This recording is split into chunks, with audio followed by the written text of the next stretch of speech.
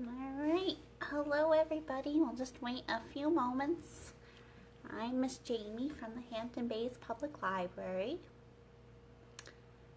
And just wait a few moments for anybody that wants to join us live. Otherwise, the video will be uploaded right after. And I will be taking a break for the weekend, so I'll be back on Monday after this, and we'll finish off the week next week.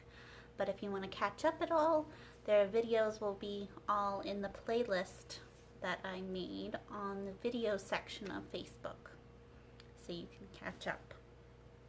Tonight we will be reading chapters 10 and 11 of The Wonderful Wizard of Oz by L. Frank Baum, illustrated by W.W. Denslow.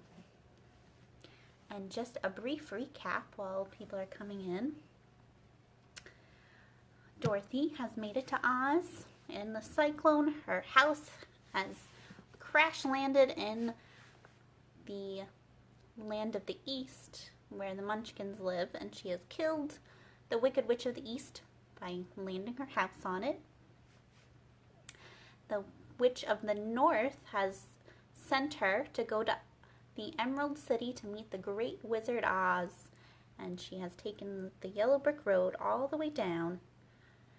And so far, she has met the Scarecrow, the Tin Woodman, and the Cowardly Lion, and a few other characters that are helping them out. And yesterday, they journeyed across some great caverns and canyons, and they were running away from the Kalidas, and then they entered the poppy field where they fell asleep. And unfortunately, the lion was stuck, and we thought he was a goner, but those field mice and the queen of the field mice helped us out, and we are just waiting right now for the lion to wake up. So we'll see what happens and if they make it to the Emerald City. Alright, so we're going to start off with Chapter 10, The Guardian of the Gate. You can see it looks like we got Toto right there, but it looks like that's the Emerald City. So let's see. It was some time before the Cowardly Lion awakened, for he had lain among the poppies a long while, breathing in their deadly fragrance.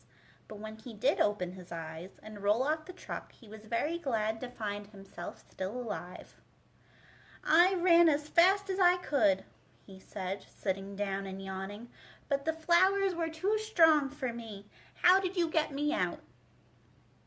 Then they told him of the field mice and how they had generously saved him from death, and the Cowardly Lion laughed and said, "I have always thought myself very big and terrible, yet such small things as flour came near to killing me, and such small animals as mice have saved my life.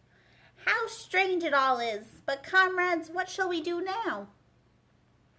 "We must journey on until we find the road of yellow brick again," said Dorothy, "and then we can keep on to the Emerald City." So the lion, being fully refreshed and feeling quite himself again, they all started upon the journey, greatly enjoying the walk through the soft, fresh grass, and it was not long before they reached the road of yellow brick and turned again toward the Emerald City where the great Oz dwelt.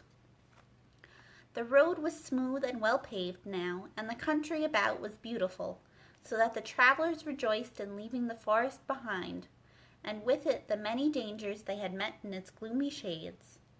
Once more they could see fences built beside the road, but these were painted green, and when they came to a small house in which a farmer evidently lived, that also was painted green. They passed by several of these houses during the afternoon, and sometimes people came to the doors and looked at them as if they would like to speak, as if they would like to ask questions, but no one came near them nor spoke to them because of the great lion, of which they were very much afraid. The people were all dressed in clothing of a lovely emerald green color, and wore peaked hats like those of the Munchkins. "This must be the land of Oz," said Dorothy, "and we are surely getting near the Emerald City." "Yes," answered the Scarecrow, "everything is green here, while in the country of the Munchkins blue was the favorite color. But the people do not seem to be as friendly as the Munchkins, and I am afraid we shall be unable to find a place to pass the night." I should like something to eat besides fruit, said the girl, and I'm sure Toto is nearly starved. Let us stop at the next house and talk to the people. So when they came to a good-sized farmhouse, Dorothy walked boldly up to the door and knocked. A woman opened it just far enough to look out and said, "What do you want, child, and why is that great lion with you?" "We wish to pass the night with you, if you will allow us," answered Dorothy. "And the lion is my friend and comrade, and would not hurt you for the world." "Is he tame?" asked the woman, opening the door a little wider. "Oh, yes," said the girl, "and he is a great coward, too, so that he will be more afraid of you than you are of him."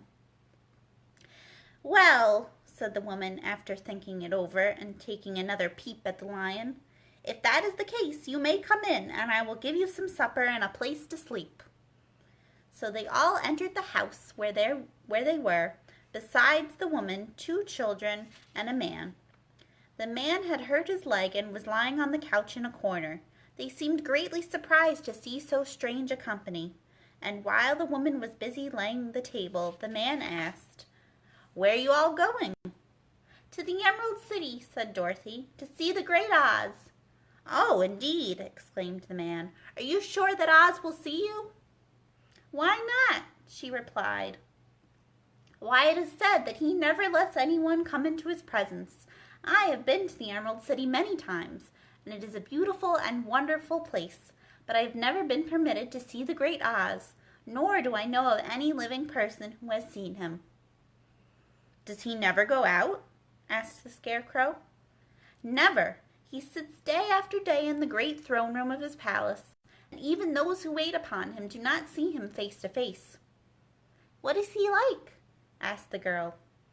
"That is hard to tell," said the man thoughtfully. "You see, Oz is a great wizard and can take on any form he wishes, so that some say he looks like a bird, and some say he looks like an elephant, and some say he looks like a cat. To others he appears as a beautiful fairy or a brownie or in any other form that pleases him. But who the real Oz, when he is in his own form, no living person can tell." "That is very strange," said Dorothy, "but we must try in some way to see him, or we shall have made our journey for nothing."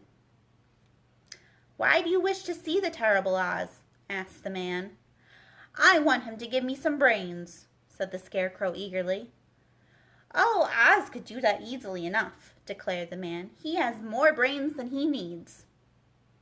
"And I want him to give me a heart," said the Tin Woodman.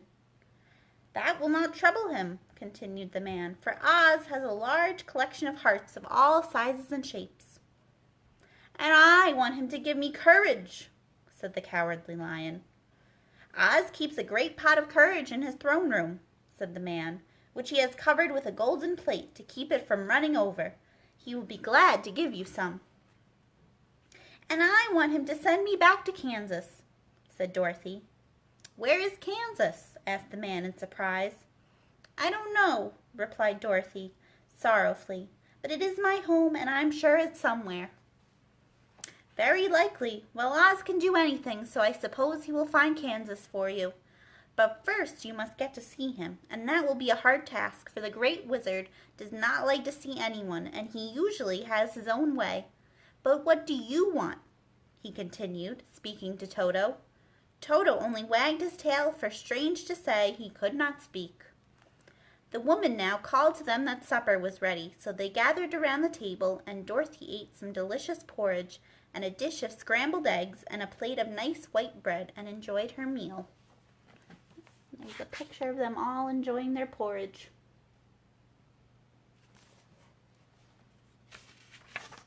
The lion ate some of the porridge, but did not care for it, saying it was made from oats, and oats were food for horses, not for lions. The Scarecrow and the Tin Woodman ate nothing at all.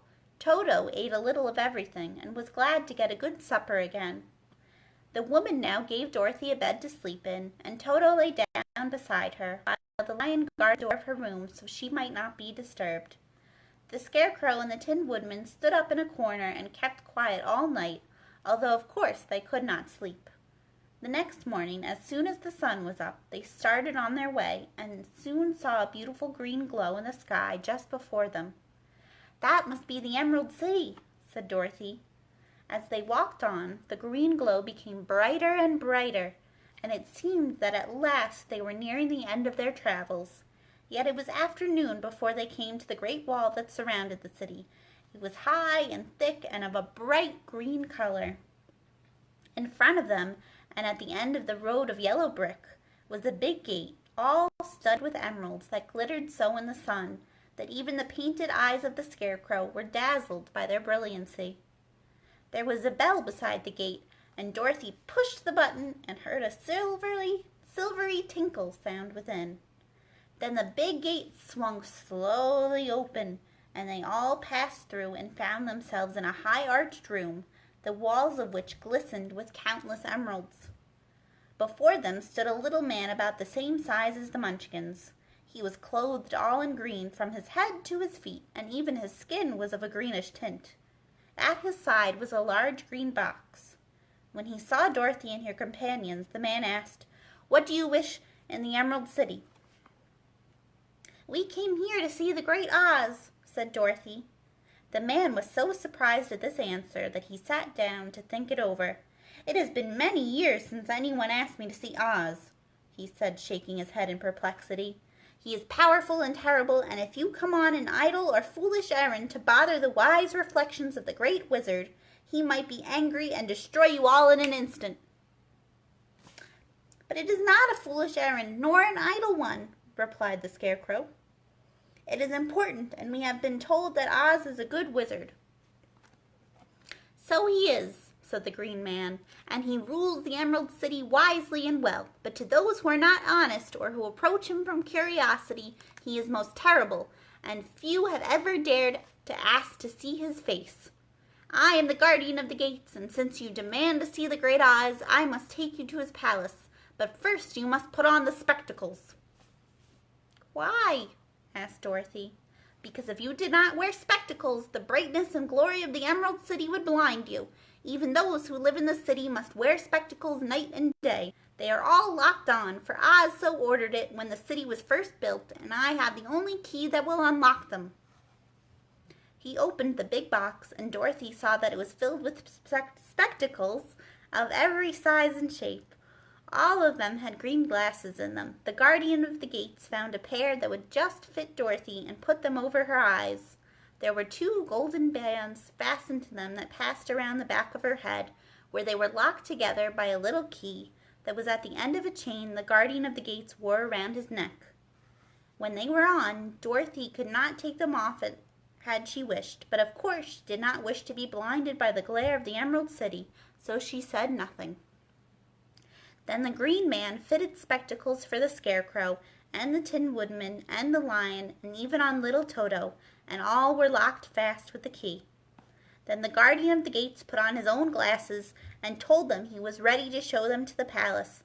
Taking a big golden key from a peg on the wall, he opened another gate, and they all followed him through the portal into the streets of the Emerald City.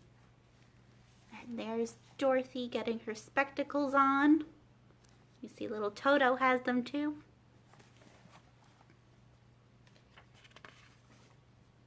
And that brings us to Chapter 11, The Wonderful Emerald City of Oz. That's our little thing. We'll see who that is. Even with eyes protected by the green spectacles, Dorothy and her friends were at first dazzled by the brilliancy of the wonderful city. The streets were lined with beautiful houses, all built of green marble and studded everywhere with sparkling emeralds. They walked over a pavement of the same green marble, and where the blocks were joined together were rows of emeralds set closely and glittering in the brightness of the sun. The window panes were of green glass. Even the sky above the city had a green tint, and the rays of the sun were green. There were many people, men, women, and children, walking about, and these were all dressed in green clothes and had greenish skins. They looked at Dorothy and her strangely assorted company with wondering eyes, and the children all ran away and hid behind their mothers when they saw the lion. But no one spoke to them. Many shops stood in the street, and Dorothy saw that everything in them was green. Green candy and green popcorn were offered for sale. as well as green shoes, green hats, and green clothes of all sorts. At one place a man was selling green lemonade, and when the children bought it, Dorothy could see that they paid for it with green pennies. There seemed to be no horses nor animals of any kind. The men carried things around in little green carts, which they pushed before them. Everyone seemed happy and contented and prosperous. The guardian of the gates led them through the streets until they came to a big building exactly in the middle of the city, which was the Palace of Oz, the Great Wizard. There was a soldier before the door, dressed in a green uniform and wearing a long green beard. "Here are strangers," said the guardian of the gates to him, "and they demand to see the Great Oz." "Step inside," answered the soldier, "and I will carry your message to him." So they passed through the palace gates and were led into a big room with a green carpet and lovely green furniture set with emeralds. The soldier made them all wipe their feet upon a green mat before entering this room, and when they were seated, he said politely, "Please make yourselves comfortable while I go to the door of the throne room and tell Oz you are here." They had to wait a long time before the soldier returned. When at last he came back, Dorothy asked, "Have you seen Oz?" "Oh, no," returned the soldier. "I have never seen him, but I spoke to him as he sat behind his screen and gave him your message. He said he will grant you an audience if you so desire, but each one of you must enter his presence alone, and he will admit but one each day. Therefore, as you must remain in the palace for several days, I will have you shown to rooms where you may rest in comfort after your journey." "Thank you," replied the girl. "That is very kind of Oz." The soldier now blew upon a green whistle, and at once a young girl, dressed in a pretty green silk gown, entered the room. She had lovely green hair and green eyes, and she bowed low before Dorothy as she said, "Follow me, and I will show you your room." So Dorothy said goodbye to all her friends except Toto, and taking the dog in her arms, followed the green girl through 7 passages and up 3 flights of stairs until they came to a room at the front of the palace. It was the sweetest little room in the world, with a soft, comfortable bed that had sheets of green silk and a green velvet counterpane. There was a tiny fountain in the middle of the room that shot a spray of green perfume into the air, to fall back into a beautifully carved green marble basin. Beautiful green flowers stood in the windows, and there was a shelf with a row of little green books. When Dorothy had time to open these books, she found them full of queer green pictures that made her laugh. They were so funny. In a wardrobe were many green dresses made of silk and satin and velvet, and all of them fitted Dorothy exactly. "Make yourself perfectly at home," said the green girl, "and if you wish for anything, ring the bell. Oz will send for you tomorrow morning." She left Dorothy alone and went back to the others. These she also led to rooms, and each one of them found himself lodged in a very pleasant part of the palace. Of course, this politeness was wasted on the Scarecrow, for when he found himself alone in his room, he stood stupidly in one spot, just within the doorway, to wait till morning. It would not rest him to lie down, and he could not close his eyes, so he remained all night staring at a little spider which was weaving its web in a corner of the room, just as if it were not one of the most wonderful rooms in the world. The Tin Woodman lay down on his bed from force of habit, for he remembered when he was made of flesh, but not being able to sleep, he passed the night moving his joints up and down to make sure they kept in good working order. The Lion would have preferred a bed of dried leaves in the forest, and did not like being shut up in a room, but he had too much sense to let this worry him, so he sprang upon the bed and rolled himself up like a cat, and purred himself asleep in a minute. The next morning, after breakfast, the Green Maiden came to fetch Dorothy, and she dressed her in one of the prettiest gowns made of green brocaded satin. Dorothy put on a green silk apron and tied a green ribbon around Toto's neck, and they started for the throne room of the Great Oz. First they came to a great hall in which were many ladies and gentlemen of the court, all dressed in rich costumes. These people had nothing to do but talk to each other. But they always came to wait outside the throne room every morning, although they were never permitted to see Oz. As Dorothy entered, they looked at her curiously, and one of them whispered, "Are you really going to look upon the face of Oz the Terrible?" course," answered the girl, "if he will see me."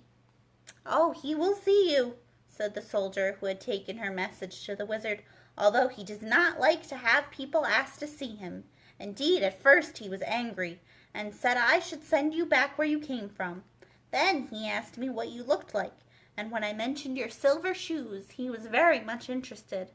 At last I told him about the mark upon your forehead, and he decided he would admit you to his presence."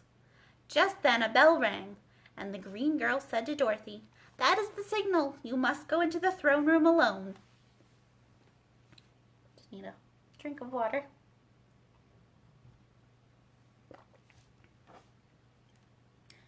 She opened a little door, and Dorothy walked boldly through and found herself in a wonderful place. It was a big, round room with a high arched roof, and the walls and ceiling and floor were covered with large emeralds set closely together. In the center of the roof was a great light, as bright as the sun, which made the emeralds sparkle in a wonderful manner. But what interested Dorothy most was the big throne of green marble that stood in the middle of the room. It was shaped like a chair and sparkled with gems, as did everything else. In the center of the chair was an enormous head. Without body to support it, or any arms or legs whatever, there was no hair upon this head, but it had eyes and nose and mouth, and was bigger than the head of the biggest giant. As Dorothy gazed upon this in wonder and fear, the eyes turned slowly and looked at her sharply and steadily. Then the mouth moved, and Dorothy heard a voice say, "I am Oz, the great and terrible. Who are you, and why do you seek me?" It was not such an awful voice as she had expected to come from the big head, so she took courage and answered, "I am Dorothy, the small and meek. I have come to you for help." The eyes looked at her thoughtfully for a minute. Then said the voice, "Where did you get the silver shoes?" "I got them from the Wicked Witch of the East when my house fell on her and killed her," she replied. "Where did you get the mark upon your forehead?" continued the voice. "That is where the Good Witch of the North kissed me when she bade me goodbye and sent me to you," said the girl. Again the eyes looked at her sharply, and they saw she was telling the truth. Then Oz asked, "What do you wish me to do?" "Send me back to Kansas, where my Aunt Em and Uncle Henry are," she answered earnestly. "I don't like your country, although it is so beautiful, and I'm sure Aunt Em will be dreadfully worried over my being away so long." The eyes winked 3 times, and then they turned up to the ceiling and down to the floor and rolled around so queerly that they seemed to see every part of the room, and at last they looked at Dorothy again. "Why should I do this for you?" asked Oz. "Because you are strong and I am weak, because you are a great wizard and I am only a helpless little girl." "But you were strong enough to kill the Wicked Witch of the East," said Oz. "That just happened," returned Dorothy simply. "I could not help it." "Well," said the head, "I will give you my answer. You have no right to expect me to send you back to Kansas unless you do something for me in return.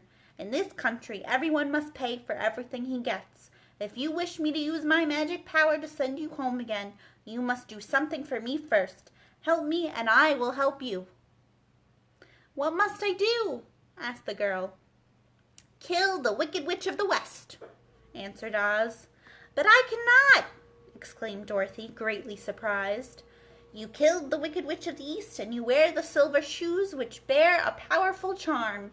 There is now but one Wicked Witch left in all this land, and when you can tell me she is dead, I will send you back to Kansas, but not before."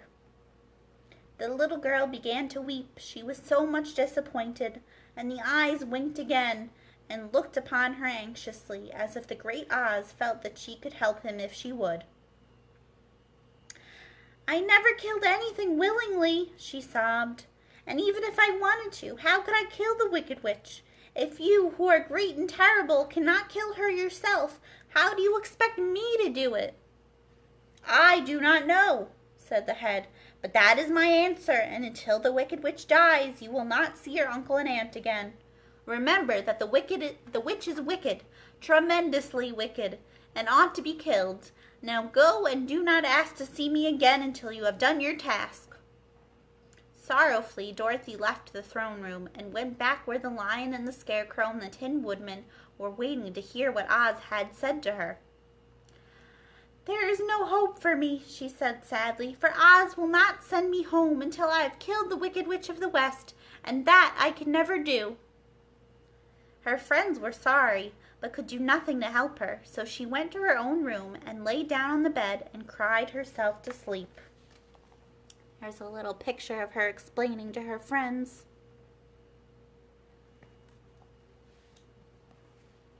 The next morning, the soldier with the green whiskers came to the Scarecrow and said, "Come with me, for Oz has sent for you."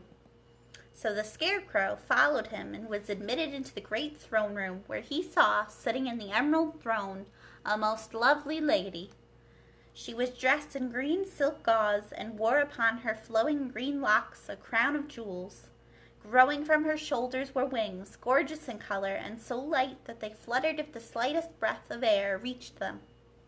When the Scarecrow had bowed, as prettily as his straw stuffing would let him, before this beautiful creature, she looked upon him sweetly and said, "I am Oz, the great and terrible. Who are you, and why do you seek me?" Now the Scarecrow, who had expected to see the great head Dorothy had told him of, was much astonished, but he answered her bravely, "I am only a scarecrow stuffed with straw. Therefore I have no brains, and I come to you praying that you will put brains in my head instead of straw, so that I may become as much a man as any other in your dominions." "Why should I do this for you?" asked the lady. "Because you are wise and powerful, and no one else can help me," answered the Scarecrow. "I never grant favors without someone in return," said Oz, "but this much I will promise. If you will kill for me the Wicked Witch of the West, I will bestow upon you a great many brains, and such good brains that you will be the wisest man in all the land of Oz." "I thought you asked Dorothy to kill the witch," said the Scarecrow in surprise. "So I did. I don't care who kills her, but until she is dead I will not grant your wish. Now go, and do not seek me again until you have earned the brains you so greatly desire." The Scarecrow went sorrowfully back to his friends and told them what Oz had said, and Dorothy was surprised to find that the great wizard was not a head, as she had seen him, but a lovely lady. "All the same," said the Scarecrow, "she needs a heart as much as the Tin Woodman." On the next morning, the soldier with the green whiskers came to the Tin Woodman and said, "Oz has sent for you. Follow me." So the Tin Woodman followed him and came to the great throne room. He did not know whether he would find Oz a lovely lady or a head, but he hoped it would be the lovely lady. "For," he said to himself, "if it is the head, I am sure I shall not be given a heart, since a head has no heart of its own, and therefore cannot feel for me. But if it is the lovely lady, I shall beg hard for a heart, for all ladies are themselves said to be kindly hearted." But when the Woodman entered the great throne room, he saw neither the head nor the lady, for Oz had taken the shape of a most terrible beast. It was nearly as big as an elephant, and the green throne seemed hardly strong enough to hold its weight. The beast had a head like that of a rhinoceros, only there were 5 eyes on its face. There were 5 long arms growing out of its body, and it also had 5 long slim legs. Thick woolly hair covered every part of it, and a more dreadful looking monster could not be imagined. It was fortunate the Tin Woodman had no heart at that moment, for it would have beat loud and fast from terror. But being only tin, the Woodman was not at all afraid, although he was much disappointed. "I am Oz, the great and terrible," spoke the beast in a voice that was one great roar. "Who are you, and why do you seek me?" "I am a woodman and made of tin, therefore I have no heart and cannot love. I pray you give me a heart that I may be as every other man." "Why should I do this?" demanded the beast. "Because I ask it, and you alone can grant my request," answered the Woodman. Oz gave a low growl at this, but said gruffly, "If you indeed desire a heart, you must earn it." "How?" asked the Woodman. "Help Dorothy to kill the Wicked Witch of the West," replied the Beast. "When the witch is dead, come to me, and I will then give you the biggest and kindest and most loving heart in all the land of Oz." So the Tin Woodman was forced to return sorrowfully to his friends and tell them of the terrible beast he had seen. They all wondered greatly at the many forms the great wizard could take upon himself, and the Lion said, "If he is a beast, when I go to see him, I shall roar my loudest, and so frighten him that he will grant all I ask. And if he is the lovely lady, I shall pretend to spring upon her, and so compel her to do my bidding. And if he is the great head, he will be at my mercy, for I will roll this head all about the room until he promises to give us what we desire. So be of good cheer, my friends, for all will yet be well." Just going to take one more sip of water.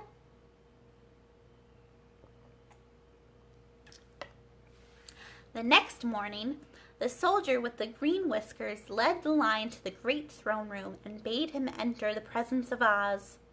The Lion at once passed through the door and, glancing around, saw, to his surprise, that before the throne was a ball of fire. So fierce and glowing he could scarcely bear to gaze upon it. His first thought was that Oz had, by accident, caught on fire and was burning up. But when he tried to go nearer, the heat was so intense that it singed his whiskers, and he crept back trembling to a spot near the door. Then a low, quiet voice came from the ball of fire, and these were the words it spoke. "I am Oz, the great and terrible. Who are you, and why do you seek me?" And the Lion answered, "I am a cowardly lion, afraid of everything. I come to you to beg that you give me courage, so that in reality I may become the King of Beasts, as men call me." "Why should I give you courage?" demanded Oz. "Because of all wizards, you are the greatest and alone have power to grant my request," answered the Lion. The ball of fire burned fiercely for a time, and the voice said, "Bring me proof that the Wicked Witch is dead, and that moment I will give you courage, but as long as the witch lives, you must remain a coward." The Lion was angry at this speech, but could say nothing in reply, and while he stood silently gazing at the ball of fire, it became so furiously hot that he turned tail and rushed from the room. He was glad to find his friends waiting for him, and told them of his terrible interview with the wizard. "What shall we do now?" asked Dorothy sadly. "There is only one thing we can do," returned the Lion, "and that is to go to the land of the Winkies, seek out the Wicked Witch, and destroy her." "But suppose we cannot?" said the girl. "Then I shall never have courage," declared the Lion. "And I shall never have brains," added the Scarecrow. "And I shall never have a heart," spoke the Tin Woodman. "And I shall never see Aunt Em and Uncle Henry," said Dorothy, beginning to cry. "Be careful," cried the green girl. "The tears will fall on your green silk gown and spot it." So Dorothy dried her eyes and said, "I suppose we must try it, but I am sure I do not want to kill anybody, even to see Aunt Em again." "I will go with you, but I am too much of a coward to kill the witch," said the Lion. "I will go too," declared the Scarecrow, "but I shall not be of much help to you. I am such a fool." "I haven't the heart to harm even a witch," remarked the Tin Woodman, "but if you go, I certainly shall go with you." Therefore, it was decided to start upon their journey the next morning, and the Woodman sharpened his axe on a green grindstone, and had all his joints properly oiled. The Scarecrow stuffed himself with fresh straw, and Dorothy put new paint on his eyes that he might see better. The green girl, who was very kind to them, filled Dorothy's basket with good things to eat, and fastened a little bell around Toto's neck with a green ribbon. They went to bed quite early, and slept soundly until daylight, when they were awakened by the crowing of a green cock that lived in the backyard of the palace, and the cackling of a hen that had laid a green egg. And that is chapter 10 and 11. So we will take a break for Saturday and Sunday. So I'll be back on Monday with chapters 12 and 13. So if you want to leave a comment about what you think will happen next. Do you think they'll make it to the Wicked Witch of the West? Do you think they'll kill her? Let's find out on Monday. And if you missed any of my chapter readings before that I've been doing all week, then you can go on the video section down on the left hand side if you're on the computer, or at the top if you're on the app, and there will be a playlist that says Family Read Aloud, The Wonderful Wizard of Oz, so you can check those out. And I hope you have a great weekend and a happy Mother's Day, and I will see you on Monday at 7 o'clock. So have a good night. Bye-bye.